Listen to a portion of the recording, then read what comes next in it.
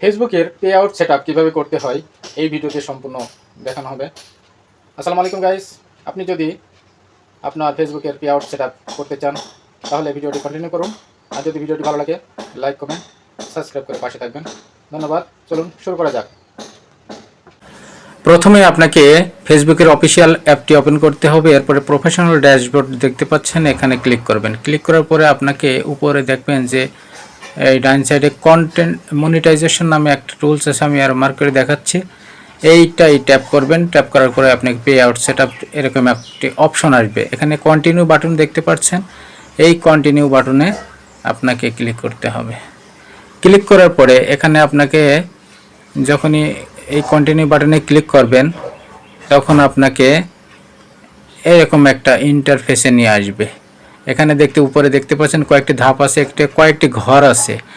First name, middle name এবং last name, জন্ম তারিখ, এইগুলো আপনাকে সঠিকভাবে ফিল আপ করতে হবে। সেই সাথে পার্মানেন্ট অ্যাড্রেস আছে, আপনি যেখানে থাকেন আপনাকে এই যে দেখতে পাচ্ছেন যে পার্মানেন্ট অ্যাড্রেস, সেটা আপনি যে এলাকায় থাকেন আপনার সুন্দরভাবে এই অ্যাড্রেসটা আপনি এখানে লিখে দিবেন। লিখে দেওয়ার পরে এখানে সিটি চাচ্ছে, সিটির জায়গায় সিটি দিয়ে দেবেন। আপনি কোন সিটিতে বসবাস করেন সেই সিটি আপনি দিয়ে দেবেন। তারপরে আপনাকে ডিভিশন দিয়ে দিবেন, কোন ডিভিশনের লোক আপনি, সেই ডিভিশনটা আপনি এখানে সিলেক্ট করে দিবেন।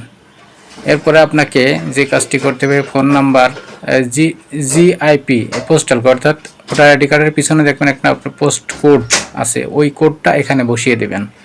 বসিয়ে দেওয়ার পরে আপনাকে যে কাজটি করতে হবে, আমি এই যে বসায় দিচ্ছি দেখতে পাচ্ছেন।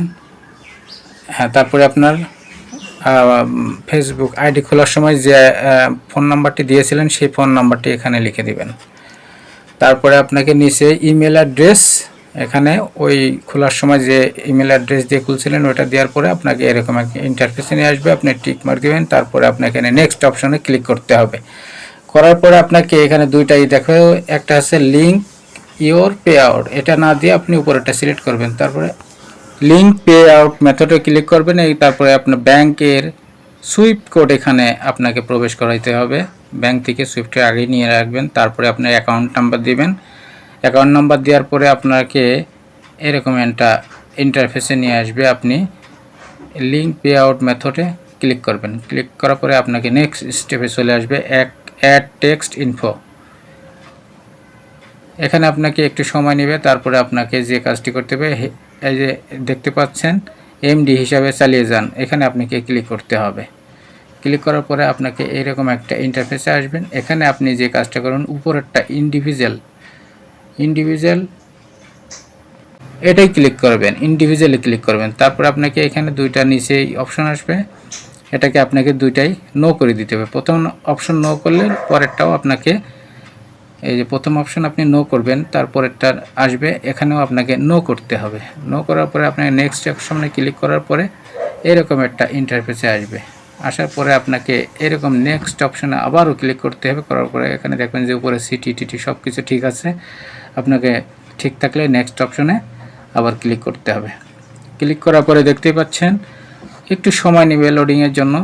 তারপর আপনাকে এইরকম একটা ইন্টারফেসে নিয়ে আসবে। আপনি 0% দিবেন, ঠিক আছে। এখানে 100% দরকার নাই, কোনোটাই দরকার নেই। 0% দিয়ে নেক্সট অপশানে ক্লিক করে আপনি এরকম একটা ইন্টারফেসে আসবে। এরপরেও আপনাকে আবার কি করতে হবে, নেক্সট অপশনে আপনাকে ক্লিক করতে হবে। আমি দেখাচ্ছি, এই যে পরে আপনাকে এইরকম একটা ফেসে নিয়ে চলে আসবে। অটোমেটিকলি আপনার এখানে সব কিছু চেকব্যাক দেওয়ার জন্য আপনাকে সব কিছু দেখাবে। তারপর সাবমিট করে দিবেন, ইনশাল্লাহ হয়ে যাবে।